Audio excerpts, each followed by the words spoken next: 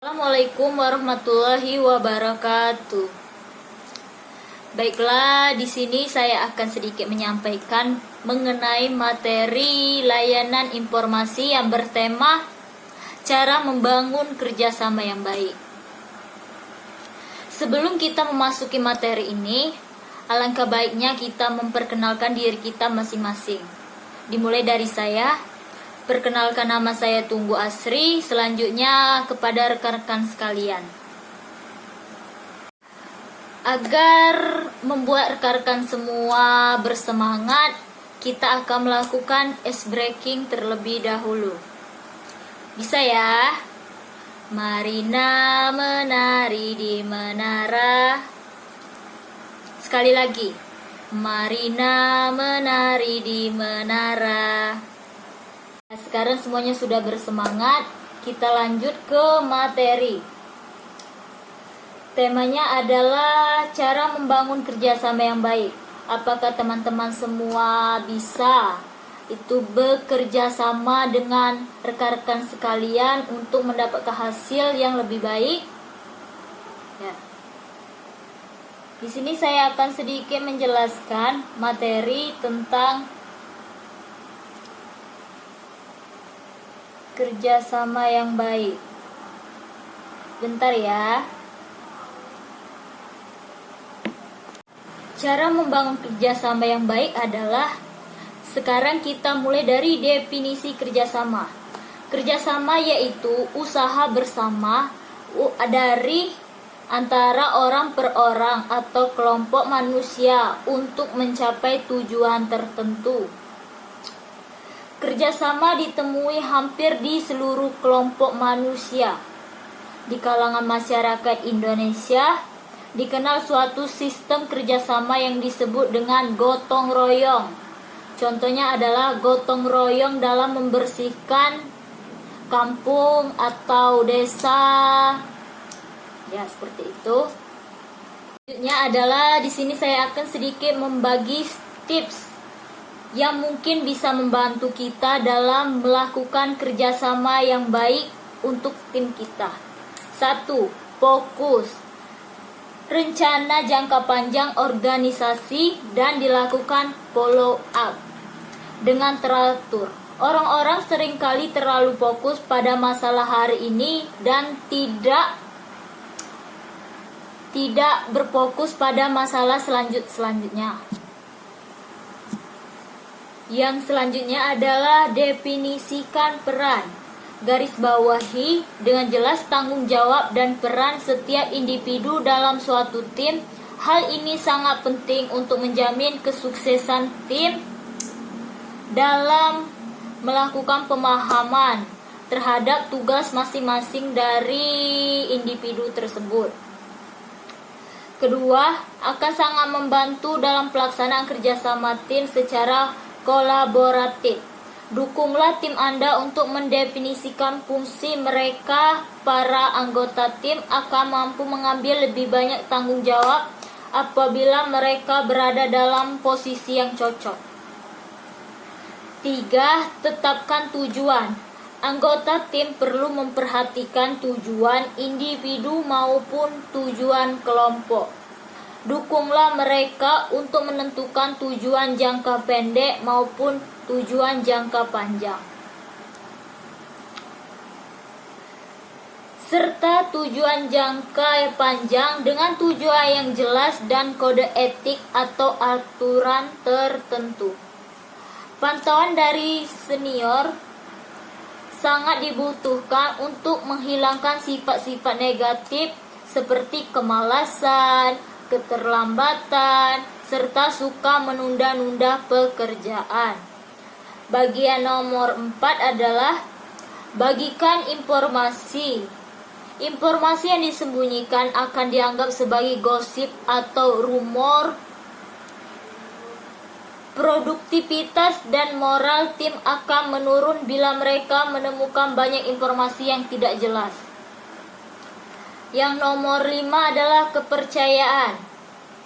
Jadilah orang yang dapat dipercaya dan diandalkan.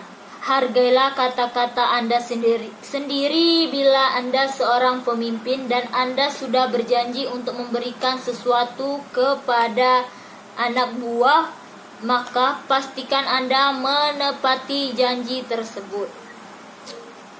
Nomor 6, dengarkan, bersikap terbuka terhadap ide-ide dari anggota kelompok. Berikan mereka kesempatan untuk mengemukakan pendapat dari mereka.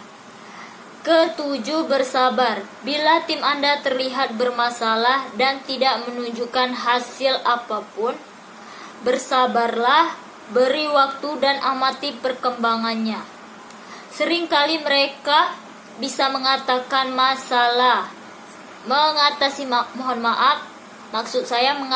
masalah sendiri, dan Anda perlu mengawasi dan mengamati saja.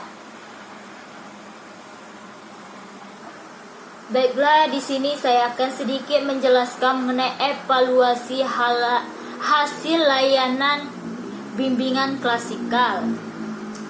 Adalah lembar evaluasi layanan. Lembar ini bersifat rahasia dan tidak ada hubungannya dengan nilai Anda.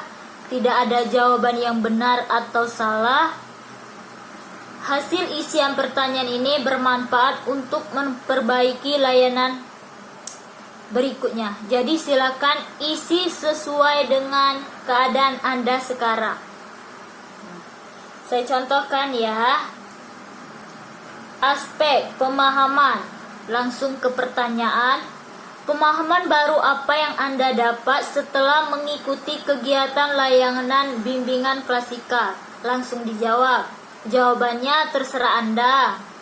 Tidak ada benar atau salah dalam layanan ini. Yang kedua adalah perasaan. Apakah materi layanan klasikal yang disampaikan guru BK mudah dipahami? Langsung dijawab. Yang ketiga adalah rencana tindak lanjut. Apa saja rencana kegiatan yang akan dilakukan setelah mengikuti layanan klasikal dalam mewujudkan rencana kerjasama yang dibuat? Langsung dijawab. Baiklah, saya rasa sudah cukup untuk materi hari ini. Saya harap teman-teman semua dapat paham. Dan kita di sini masih sama-sama belajar untuk melakukan layanan yang baik atau melakukan kerjasama yang baik kepada setiap anggota kita. Bila ada salah kata dari saya mohon maaf. Kepada Allah, saya mohon ampun. Di sini kita akan mengakhiri dengan melafazkan lafaz hamdalah. Alhamdulillahirabbil alamin. Baiklah, saya tutup dengan wassalamualaikum warahmatullahi wabarakatuh. Assalamualaikum warahmatullahi wabarakatuh.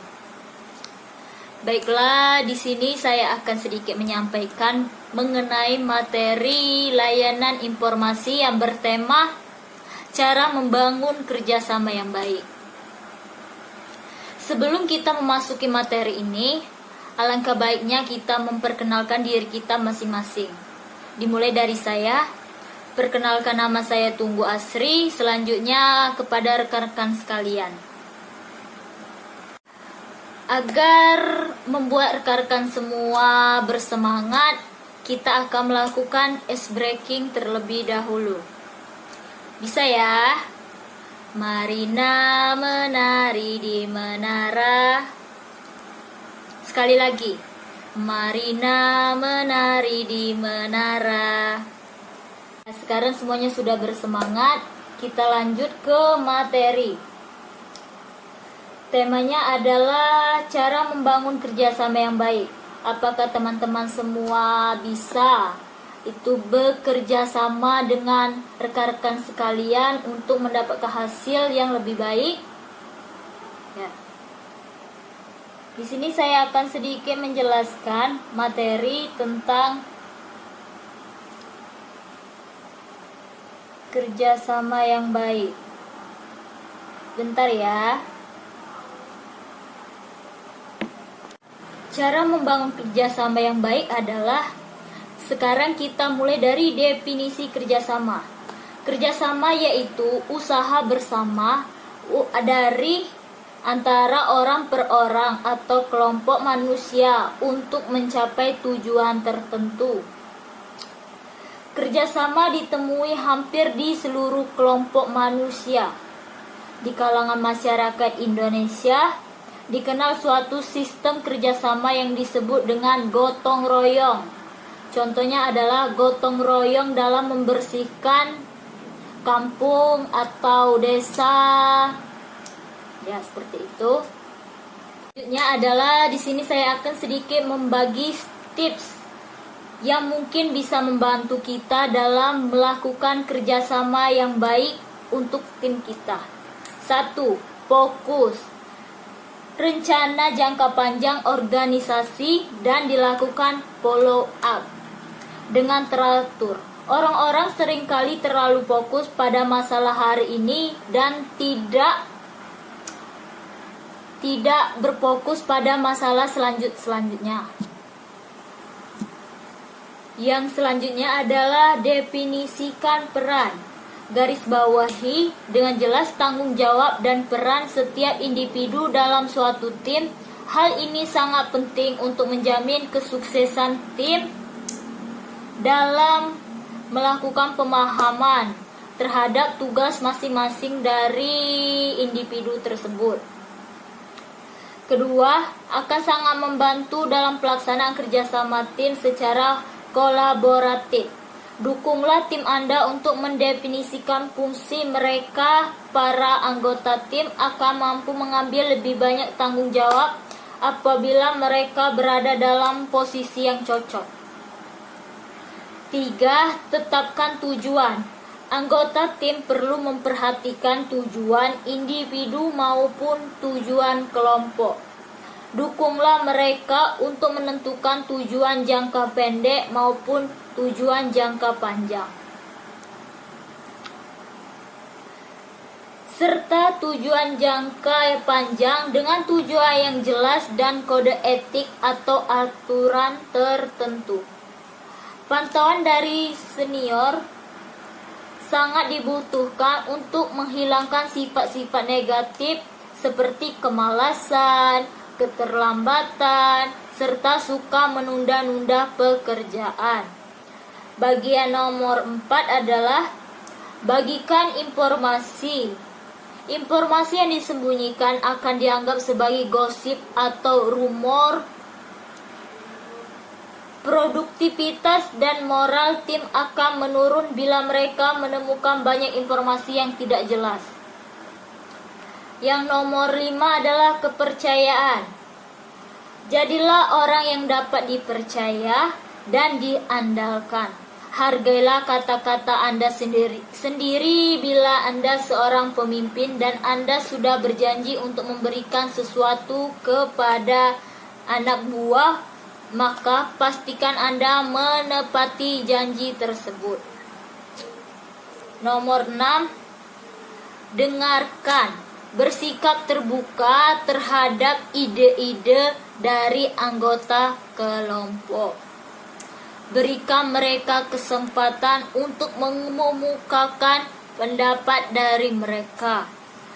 Ketujuh, bersabar. Bila tim Anda terlihat bermasalah dan tidak menunjukkan hasil apapun, bersabarlah, beri waktu dan amati perkembangannya. Seringkali mereka bisa mengatasi masalah sendiri, dan Anda perlu mengawasi dan mengamati saja. Baiklah, di sini saya akan sedikit menjelaskan mengenai evaluasi hasil layanan bimbingan klasikal. Adalah lembar evaluasi layanan. Lembar ini bersifat rahasia dan tidak ada hubungannya dengan nilai Anda. Tidak ada jawaban yang benar atau salah. Hasil isian pertanyaan ini bermanfaat untuk memperbaiki layanan berikutnya. Jadi silakan isi sesuai dengan keadaan Anda sekarang. Saya contohkan ya. Aspek pemahaman. Langsung ke pertanyaan. Pemahaman baru apa yang Anda dapat setelah mengikuti kegiatan layanan bimbingan klasikal? Langsung dijawab. Jawabannya terserah Anda. Tidak ada benar atau salah dalam layanan ini. Yang kedua adalah perasaan. Apakah materi layanan klasikal yang disampaikan guru BK mudah dipahami? Langsung dijawab. Yang ketiga adalah rencana tindak lanjut. Apa saja rencana kegiatan yang akan dilakukan setelah mengikuti layanan klasikal dalam mewujudkan rencana kerjasama yang dibuat? Langsung dijawab.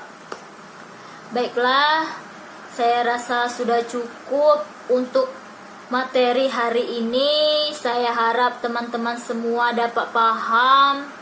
Dan kita di sini masih sama-sama belajar untuk melakukan layanan yang baik atau melakukan kerjasama yang baik kepada setiap anggota kita. Bila ada salah kata dari saya mohon maaf. Kepada Allah, saya mohon ampun. Di sini kita akan mengakhiri dengan melafazkan lafaz hamdalah. Alhamdulillahirabbil alamin. Baiklah, saya tutup dengan wassalamualaikum warahmatullahi wabarakatuh. Assalamualaikum warahmatullahi wabarakatuh. Baiklah, di sini saya akan sedikit menyampaikan mengenai materi layanan informasi yang bertema cara membangun kerjasama yang baik. Sebelum kita memasuki materi ini, alangkah baiknya kita memperkenalkan diri kita masing-masing. Dimulai dari saya. Perkenalkan, nama saya Tunggu Asri. Selanjutnya kepada rekan-rekan sekalian. Agar membuat rekan-rekan semua bersemangat, kita akan melakukan ice breaking terlebih dahulu. Bisa ya? Marina menari di menara. Sekali lagi. Marina menari di menara. Sekarang semuanya sudah bersemangat. Kita lanjut ke materi. Temanya adalah cara membangun kerjasama yang baik. Apakah teman-teman semua bisa bekerja sama dengan rekan-rekan sekalian untuk mendapatkan hasil yang lebih baik? Ya. Di sini saya akan sedikit menjelaskan materi tentang kerjasama yang baik. Bentar ya. Cara membangun kerjasama yang baik adalah, sekarang kita mulai dari definisi kerjasama. Kerjasama yaitu usaha bersama dari antara orang per orang atau kelompok manusia untuk mencapai tujuan tertentu. Kerjasama ditemui hampir di seluruh kelompok manusia. Di kalangan masyarakat Indonesia, dikenal suatu sistem kerjasama yang disebut dengan gotong royong. Contohnya adalah gotong royong dalam membersihkan kampung atau desa. Ya, seperti itu. Selanjutnya adalah di sini saya akan sedikit membagi tips yang mungkin bisa membantu kita dalam melakukan kerjasama yang baik untuk tim kita. 1. Fokus. Rencana jangka panjang organisasi dan dilakukan follow up dengan teratur. Orang-orang seringkali terlalu fokus pada masalah hari ini dan tidak berfokus pada masalah selanjutnya. Yang selanjutnya adalah definisikan peran. Garis bawahi dengan jelas tanggung jawab dan peran setiap individu dalam suatu tim. Hal ini sangat penting untuk menjamin kesuksesan tim dalam melakukan pemahaman terhadap tugas masing-masing dari individu tersebut. Kedua, akan sangat membantu dalam pelaksanaan kerjasama tim secara kolaboratif. Dukunglah tim Anda untuk mendefinisikan fungsi mereka. Para anggota tim akan mampu mengambil lebih banyak tanggung jawab apabila mereka berada dalam posisi yang cocok. 3. Tetapkan tujuan. Anggota tim perlu memperhatikan tujuan individu maupun tujuan kelompok. Dukunglah mereka untuk menentukan tujuan jangka pendek maupun tujuan jangka panjang, serta tujuan jangka panjang dengan tujuan yang jelas dan kode etik atau aturan tertentu. Pantauan dari senior sangat dibutuhkan untuk menghilangkan sifat-sifat negatif seperti kemalasan, keterlambatan, serta suka menunda-nunda pekerjaan. Bagian nomor 4 adalah bagikan informasi. Informasi yang disembunyikan akan dianggap sebagai gosip atau rumor. Produktivitas dan moral tim akan menurun bila mereka menemukan banyak informasi yang tidak jelas. Yang nomor 5 adalah kepercayaan. Jadilah orang yang dapat dipercaya dan diandalkan. Hargailah kata-kata Anda sendiri bila Anda seorang pemimpin dan Anda sudah berjanji untuk memberikan sesuatu kepada anak buah, maka pastikan Anda menepati janji tersebut. Nomor 6, dengarkan. Bersikap terbuka terhadap ide-ide dari anggota kelompok. Berikan mereka kesempatan untuk mengemukakan pendapat dari mereka. Ketujuh, bersabar. Bila tim Anda terlihat bermasalah dan tidak menunjukkan hasil apapun, bersabarlah, beri waktu dan amati perkembangannya.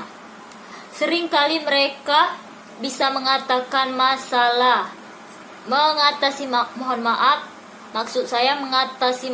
sendiri, dan Anda perlu mengawasi dan mengamati saja. Baiklah, di sini saya akan sedikit menjelaskan mengenai evaluasi hasil layanan bimbingan klasikal.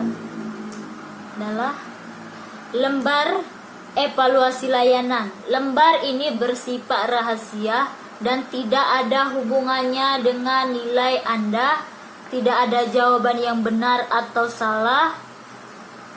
Hasil isian pertanyaan ini bermanfaat untuk memperbaiki layanan berikutnya. Jadi silakan isi sesuai dengan keadaan Anda sekarang.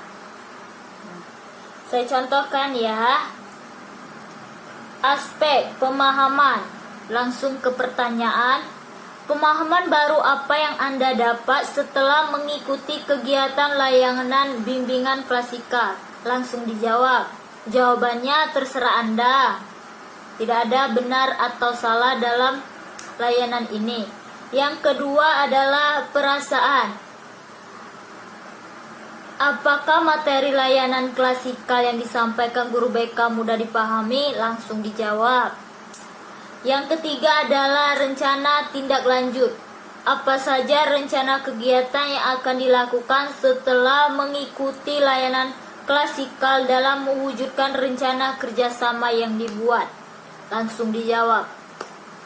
Baiklah, saya rasa sudah cukup untuk materi hari ini. Saya harap teman-teman semua dapat paham dan kita di sini masih sama-sama belajar untuk melakukan layanan yang baik atau melakukan kerjasama yang baik kepada setiap anggota kita.